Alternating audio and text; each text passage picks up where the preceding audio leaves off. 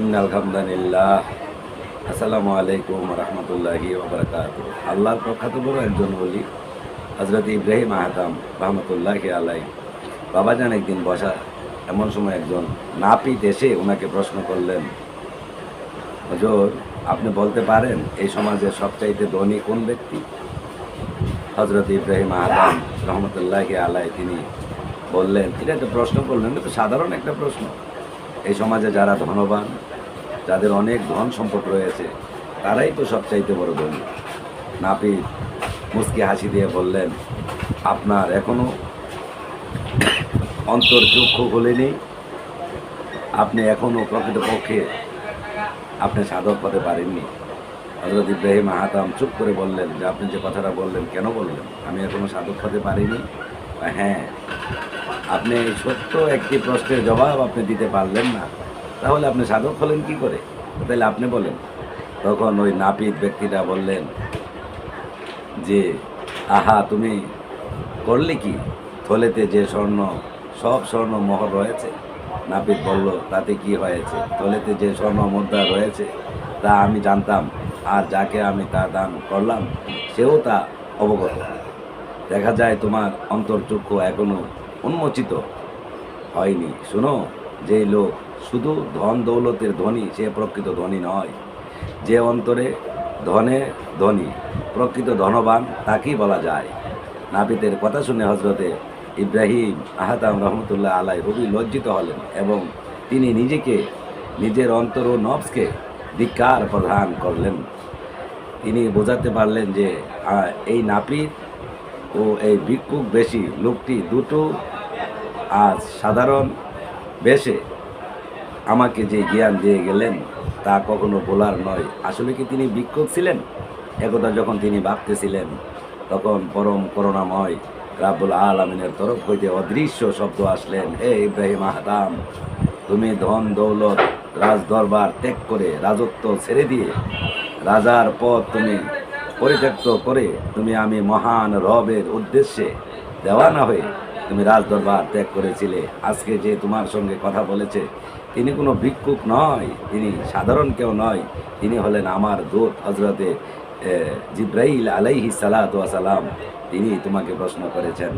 অর্থাৎ জিব্রাইল আলাইহিস সালাতু ওয়াস সালাম এসে তিনি একজন নাপিতের বেশে ওনার থলির ভিতরে অনেক স্বর্ণ মুদ্রা ওনাকে দিয়ে বলেছিলেন যে, এই থলিটা আপনি নিয়ে যান। এবং তখন এই থলিটা দিয়ে তিনি প্রশ্ন করলেন, এই পৃথিবীতে ধনী কে? তখন তিনি বললেন, ধনী ওই ব্যক্তিকে বলা হয়। তখন বললেন, থলিতে কি, তুমি কি বলতে পারো? ইব্রাহিম আহতাম রহমতুল্লাহি আলাইহি বললেন, এই থলিতে কি আছে সেটা আমার দেখার দরকার নেই। আপনি আমাকে যা দিয়েছেন সেটা আমি গ্রহণ করব না, সেটা আমি দিয়ে দিলাম। তখন তিনি বললেন, আশ্চর্য, তোমার এখনো অন্তর্চক্ষু খোলেনি। এই থলির ভিতরে অনেক স্বর্ণ মুদ্রা রয়েছিল, তুমি তা গ্রহণ করোনি, তা ফেলে দিলে। তখন বলছে যে, না, আমি এই থলিতে কি আছে সেটা আমার দেখার বিষয় নয়। পরম করুণাময় রাব্বুল আলামিন, আমার মালিক, আমার দয়াল রাব্বুল আলামিন, তিনি আমাকে যাহা প্রদান করবেন তাহাই তো আমি গ্রহণ করিব।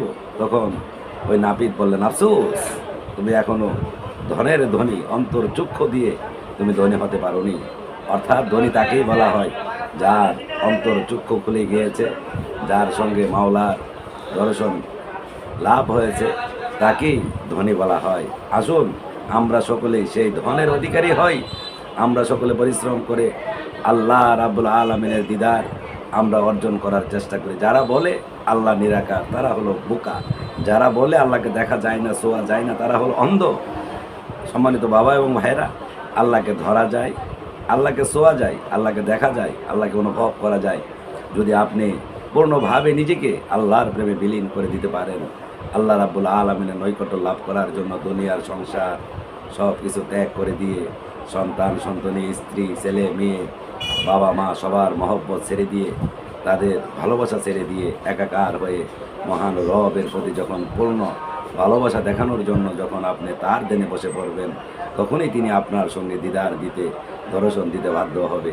তাই এই পৃথিবীর মহামায়া ত্যাগ করে মহান রবের প্রার্থনা এবং মহান রবের দিদার লাভ করার চেষ্টা আমরা সকলেই করি। আমাদের নির্ধারিত সময়গুলো চলে যাচ্ছে, সময় যদি চলে যায় সেক্ষেত্রে আর সাধনা হয় না।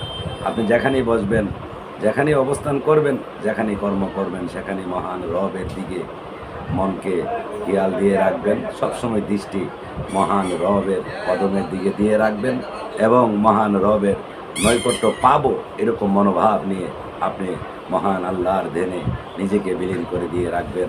আল্লাহ পাক আমি সহ আপনাদের সবাইকে এমন তৌফিক দান করুক। আমিন। আসসালামু আলাইকুম ওয়া রাহমাতুল্লাহি ওয়া বারাকাতুহু।